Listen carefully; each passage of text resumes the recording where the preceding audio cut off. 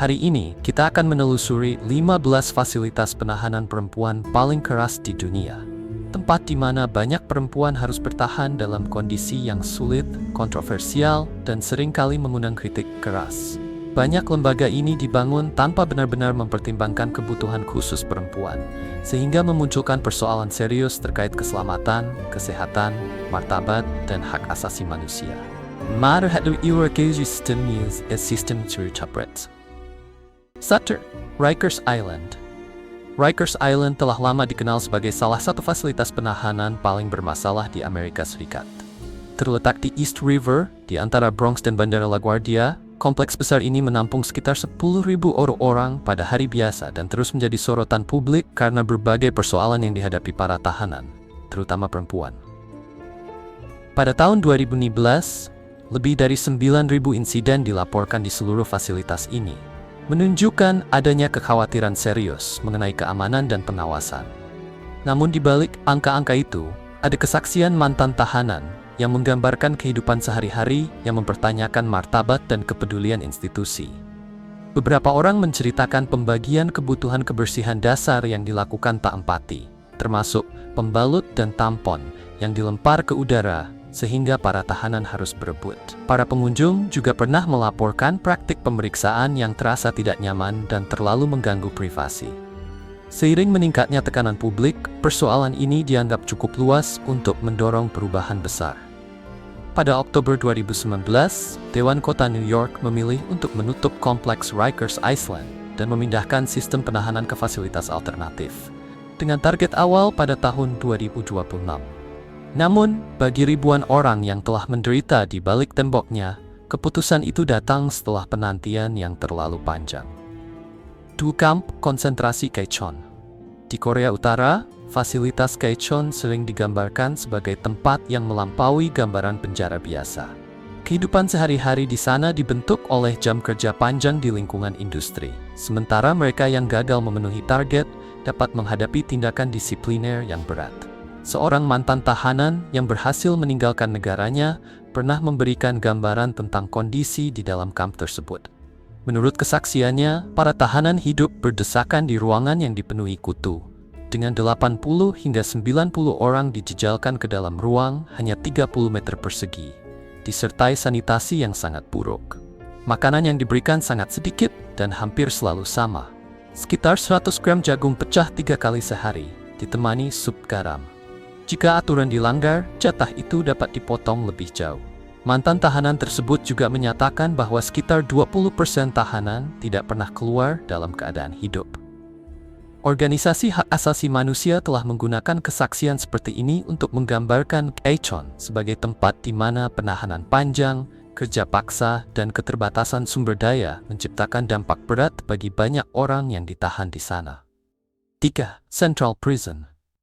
Central Prison di Karnataka, India, memperlihatkan bagaimana kepadatan yang berlangsung lama dapat berubah menjadi krisis administrasi dan kesejahteraan. Fasilitas ini awalnya dirancang untuk menampung sekitar 2.200 narapidana, tetapi pada masa tertentu pernah dihuni lebih dari 4.400 orang. Akibatnya, ruang hidup menjadi sangat sempit, dengan 8 hingga 9 orang sering berbagi satu ruangan. Ketika tekanan populasi meningkat, persoalan lain mulai terungkap. Sebuah penyelidikan resmi menunjukkan bahwa beberapa staf telah melakukan tindakan yang sangat tidak pantas terhadap narapidana perempuan. Para perempuan dipaksa bekerja di dapur pada giliran malam, situasi yang memberi kesempatan bagi penjaga untuk melakukan tindakan ilegal tanpa mudah terdeteksi. Setelah masalah ini terbongkar, beberapa staf diberhentikan dari jabatan mereka. Meskipun tindakan korektif dilakukan di tingkat institusi, dampak pribadi jangka panjang terhadap para perempuan yang menjadi korban tetap sangat besar. Kasus ini menunjukkan bahwa perempuan dalam tahanan dapat menghadapi risiko khusus yang seringkali tidak dialami oleh narapidana laki-laki. 4. Pusat Adaptasi Sosial Perempuan.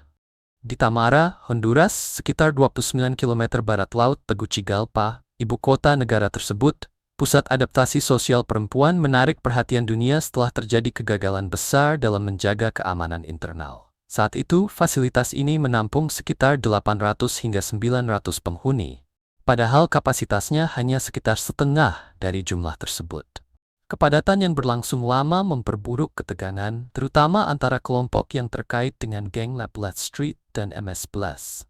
Pada 20 Juni 2022, ketegangan itu meledak menjadi konflik besar di dalam fasilitas. Orang-orang yang berafiliasi dengan Lablet Street melakukan aksi terkoordinasi yang menyebabkan 46 orang kehilangan nyawa. Menurut keluarga korban, ancaman telah diterima selama berminggu-minggu, tetapi otoritas penjara tidak mengambil langkah perlindungan yang memadai. Penyelidikan menunjukkan bahwa barang-barang terlarang berhasil masuk ke dalam fasilitas, termasuk beberapa senjata api dan alat pembakar. Beberapa area sengaja diamankan, lalu kebakaran terjadi selama insiden berlangsung. 26 orang meninggal akibat kebakaran, sementara lainnya tewas dalam bentrokan yang lebih luas. Api yang begitu kuat meninggalkan dinding sel menghitam dan ranjang berubah menjadi tumpukan logam yang rusak. Grand Valley Institution terletak di Kitchener, Ontario. Grand Valley Institution menjadi perhatian internasional setelah sebuah kasus yang menunjukkan kegagalan serius dalam perawatan tahanan. Pada 19 Oktober 2007, Ashley Smith yang berusia 19 tahun meninggal saat berada dalam tahanan, meskipun seharusnya berada di bawah pengawasan terus-menerus karena kondisi kesehatan mentalnya. Rekaman video kemudian menunjukkan bahwa staf memantau situasinya dari jarak jauh selama sekitar 45 menit sebelum memasuki selnya, ketika pertolongan sudah terlambat. Peristiwa ini memicu perhatian publik yang besar. Kepala penjara dan wakil kepala penjara dicopot dari jabatan mereka, sementara beberapa staf awalnya menghadapi dakwaan terkait insiden tersebut. Namun dakwaan itu kemudian dicabut. Sejak saat itu, kasus ini sering disebut sebagai contoh kuat tentang kegagalan sistemik dalam menangani kebutuhan kesehatan mental di fasilitas pemasyarakatan. 6 HM Prison Holloway ditutup pada tahun 2016. HM Prison Holloway dahulu merupakan fasilitas pemasyarakatan terbesar di Eropa Barat dan dikenal luas karena skalanya serta sejumlah tahanan terkenal yang pernah ditempatkan di sana. Didirikan pada tahun 1952, Holloway pada awalnya menampung laki-laki dan perempuan, sebelum kemudian ditetapkan sebagai penjara khusus perempuan pada awal abad ke-20, seiring berubahnya prioritas administrasi. Sepanjang sejarahnya, penjara ini pernah menahan sejumlah orang yang kasusnya menarik perhatian publik, termasuk Mira Hindley, yang dihukum bersama Ian Brady atas kejahatan serius di Manchester pada tahun 1960-an.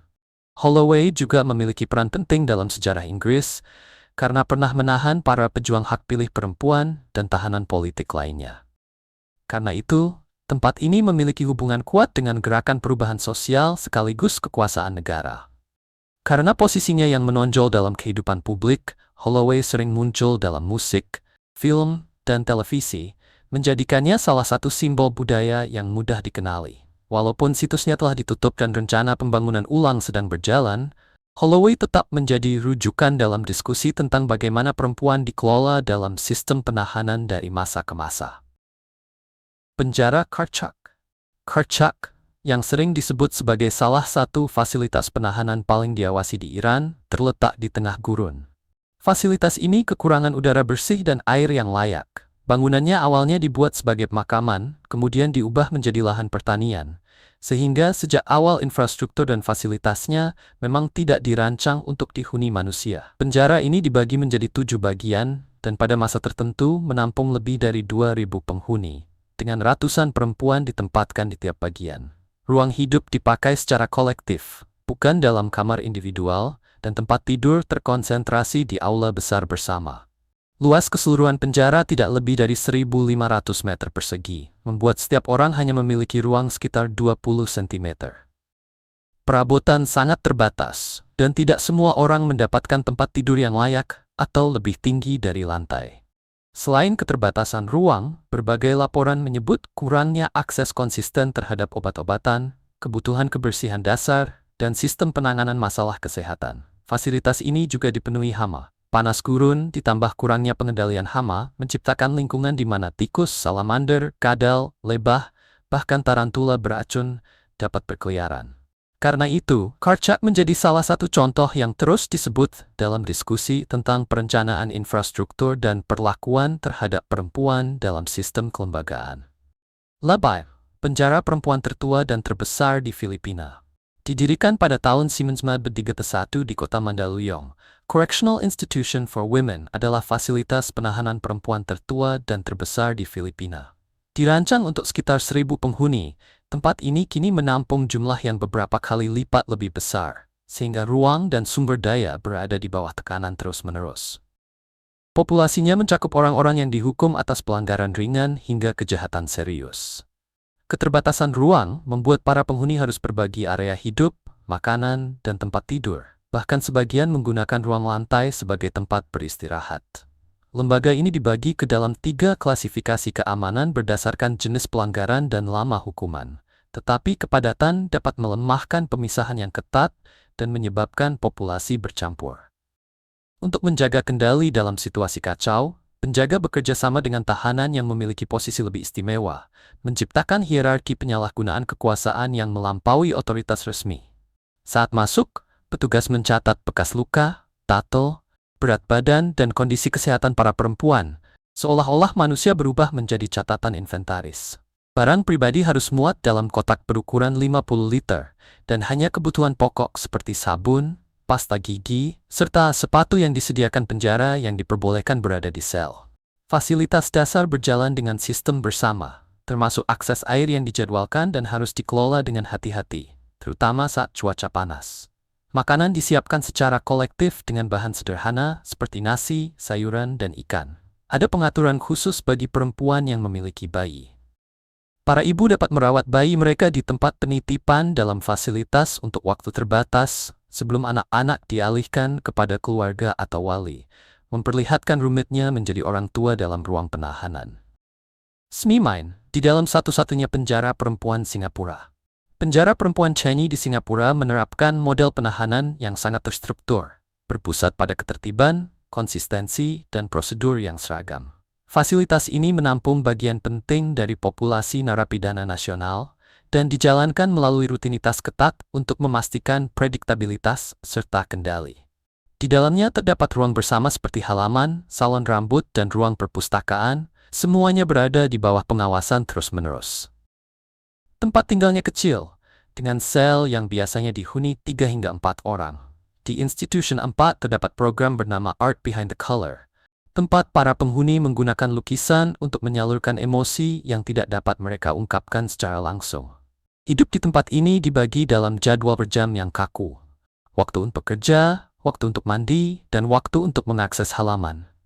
Pada tahap awal, para penghuni menghabiskan 23 jam sehari dalam isolasi untuk merenungkan tindakan masa lalu, dengan hanya 1 jam diizinkan berada di area rekreasi. Kios elektronik memungkinkan mereka memeriksa masa hukuman dan membeli barang seperti makanan ringan, perangko, dan kartu pos, menjadikan kebutuhan dasar sebagai hak istimewa yang harus diperoleh. Seiring perkembangan mereka, para penghuni masuk ke program rehabilitasi terstruktur yang mencakup konseling dan sesi kelompok bersama spesialis. Penghuni yang lebih muda menerima bimbingan tambahan mengenai rutinitas, kerapian, dan perilaku.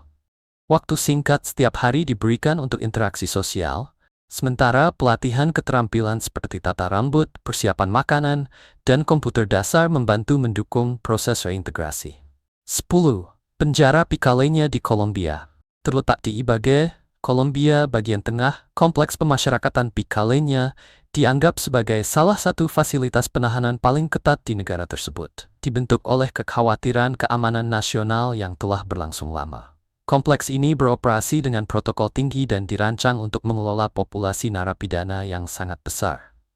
Ribuan laki-laki dan perempuan ditempatkan di dalamnya, dikelilingi beberapa lapis pagar dan sistem pemantauan untuk mencegah pergerakan tanpa izin. Desainnya yang diperkuat menekankan penahanan, pengawasan, dan kontrol terus-menerus.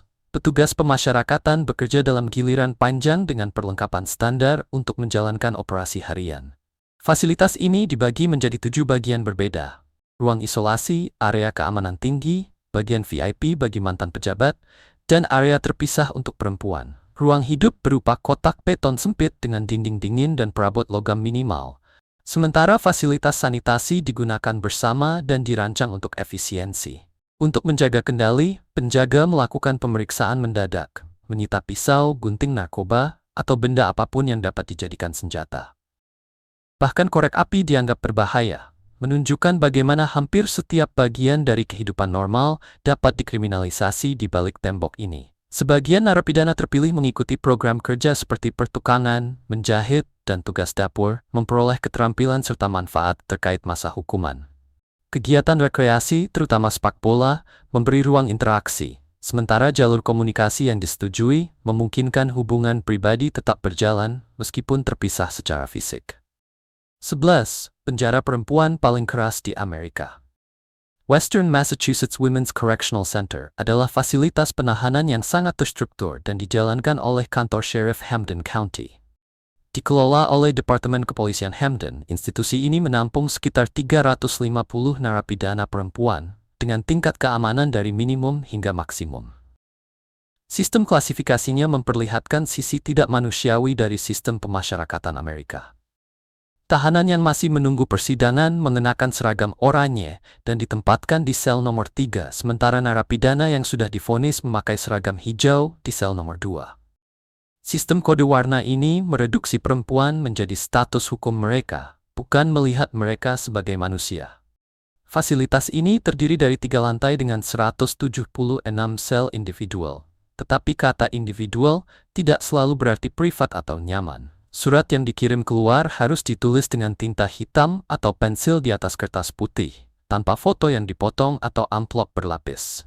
Setiap surat dibuka dan diperiksa baris demi baris, mengubah komunikasi pribadi menjadi bentuk pengawasan dan kontrol lainnya. Kunjungan keluarga berlangsung dalam aturan ketat dengan pemeriksaan, standar pakaian, dan batasan waktu. Bahkan kesalahan kecil dapat berujung pada larangan kunjungan tanpa batas waktu. Mutu sebuah keluarga yang menurut banyak penelitian penting bagi keberhasilan reintegrasi. 12. Lowell Correctional Institution. Terletak di Marion County, Florida, Lowell dibuka pada tahun 1956 sebagai institusi pertama di Florida yang secara khusus diperuntukkan bagi perempuan.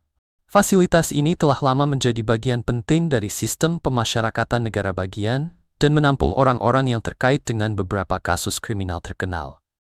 Seiring waktu, Lowell pernah menahan narapidana yang kasusnya menarik perhatian nasional, termasuk Rachel Wade yang dihukum setelah konflik pribadi, serta Tiffany Cole yang dinyatakan bersalah atas kejahatan serius di Duval County dan menerima hukuman maksimum pada saat persidangan. Kasus-kasus ini membuat nama Lowell semakin dikenal publik. Di luar ketenaran kasus-kasus tersebut, institusi ini juga menghadapi tantangan operasional dan kesehatan. Pada pertengahan tahun 2000-an, beberapa kasus tuberkulosis dikonfirmasi, dan tidak ada yang benar-benar tahu bagaimana penyakit itu dapat masuk ke fasilitas keamanan tersebut. Wabah ini menunjukkan bagaimana kepadatan dan sanitasi buruk dapat menciptakan kondisi ideal bagi penyebaran penyakit. Lowell juga menjadi sorotan setelah kematian seorang narapidana pada tahun 2014. Hanya 24 jam setelah ia menulis surat yang menjelaskan perlakuan kasar dari seseorang yang ia sebut Sergeant Q. Yang disebutnya mengancam akan membunuhnya. Pertanyaan yang belum terjawab seputar insiden itu memperkuat diskusi tentang transparansi, pengawasan, dan akuntabilitas dalam institusi perempuan berskala besar. 12. Penjara La Mesa. Terletak dekat perbatasan Amerika Serikat-Meksiko, Penjara La Mesa dikenal luas karena berbagai tantangan operasional yang menarik perhatian internasional. Pada tahun 2008, fasilitas ini berubah menjadi medan kekacauan, ketika para tahanan bukan hanya berhadapan satu sama lain, tetapi juga dengan sistem yang seharusnya mengendalikan mereka. 2 kerusuhan besar terjadi hanya dalam selang beberapa hari. Kerusuhan pertama, pada 13 September, menyebabkan 3 orang kehilangan nyawa setelah ketegangan meningkat akibat insiden sebelumnya yang melibatkan narapidana. Beberapa hari kemudian, kerusuhan kedua terjadi di tengah keluhan yang terus berlangsung mengenai akses terhadap layanan dasar, mengakibatkan tambahan 19 korban jiwa. Kedua peristiwa ini menunjukkan betapa cepatnya tekanan yang tidak terselesaikan di dalam lingkungan penahanan dapat berubah menjadi tragedi. Penyelidik mengaitkan insiden-insiden tersebut dengan persoalan lama tentang kondisi hidup dan pengelolaan sumber daya penting. Akses yang tidak konsisten terhadap kebutuhan dasar dipandang sebagai faktor utama yang memengaruhi ketertiban institusi. La Mesa juga dikenang karena Sister Antonia Brenner, seorang biarawati Katolik yang memilih tinggal di dalam penjara selama lebih dari 30 tahun. Dikenal sebagai La Mama atau Prison Angel. Ia memberikan dukungan harian kepada perempuan yang dipenjara. Kehadirannya menjadi bagian penting dari sejarah penjara ini, menunjukkan betapa besar pengaruh kepedulian individu di tengah lingkungan yang sangat terkendali. 14. Indiana Women's Prison. Didirikan pada tahun 1973, Indiana Women's Prison diakui sebagai institusi pemasyarakatan pertama di Amerika Serikat yang dibuat khusus untuk perempuan dewasa, menandai tonggak penting dalam perkembangan pemisahan penahanan berdasarkan gender. Sepanjang sejarah panjangnya, fasilitas ini telah menampung orang-orang yang terlibat dalam kasus hukum terkenal, sambil terus menghadapi tekanan terkait jumlah penghuni dan ketersediaan sumber daya. Penjara ini menampung perempuan dengan kebutuhan yang sangat beragam, termasuk mereka yang memerlukan perawatan medis, bantuan mobilitas, layanan prenatal, atau dukungan terkait usia lanjut. Fasilitas ini juga menjadi tempat resmi Indiana bagi perempuan yang menerima hukuman paling berat dari negara bagian tersebut, meskipun saat ini tidak ada kasus semacam itu yang aktif. Beberapa orang yang pernah atau sedang ditahan di sana menarik perhatian publik secara luas. Clara Green Gibson. Carl dipenjara setelah kasus terkenal yang melibatkan pasangannya. Sarah Jo Pender saat ini menjalani hukuman dalam isolasi setelah melarikan diri dari Rockville Correctional Facility. Brandy Worley dihukum pada tahun 2016 dalam kasus yang melibatkan anak-anaknya, yang kembali memicu diskusi tentang layanan kesehatan mental bagi perempuan dalam krisis. Gertrude Banishevsky dikaitkan dengan salah satu kasus kriminal paling terkenal di Indiana pada tahun 1960-an, yang melibatkan seorang korban remaja, sebuah kasus yang sering dirujuk dalam catatan sejarah. Pada tahun 2015, institusi ini menampung lebih dari 600 penghuni, dan terus menjadi bagian dari pembicaraan mengenai kapasitas, program pembinaan, keseimbangan anai-saim berhabilitasi. 15. Metro State Prison. Metro State Prison di kawasan Atlanta, Georgia, sering disebut sebagai contoh model penahanan yang sangat membatasi. Selama bertahun-tahun, fasilitas ini memainkan peran penting dalam sistem pemasyarakatan negara bagian, dan dikenal karena praktik keamanan yang ketat serta lingkungan yang sangat teratur. Mantan penghuni dan para pengamat menggambarkan kehidupan sehari-hari di sana sebagai sesuatu yang dikendalikan secara ketat, dengan sedikit ruang fleksibilitas dan pengawasan intens. Salah satu kasus terkenal melibatkan Lynn Turner, yang penahanannya menjadi sorotan dalam pembahasan tentang kesejahteraan narapidana dan dukungan institusional. Fasilitas ini juga menampung perempuan yang dijatuhi hukuman di bawah sanksi hukum paling berat di negara bagian tersebut. Dan area yang berkaitan dengan hukuman semacam itu memiliki makna simbolis kuat dalam sistem penjara. Ciri-ciri ini membentuk reputasi Metro State Prison sebagai tempat yang identik dengan disiplin keras dan tekanan psikologis. Metro State Prison berhenti beroperasi pada tahun 2011. Setelah direnovasi, lokasi tersebut dibuka kembali pada tahun 2015 sebagai jenis fasilitas pemasyarakatan yang berbeda, dengan misi baru yang lebih berfokus pada transisi dan reintegrasi.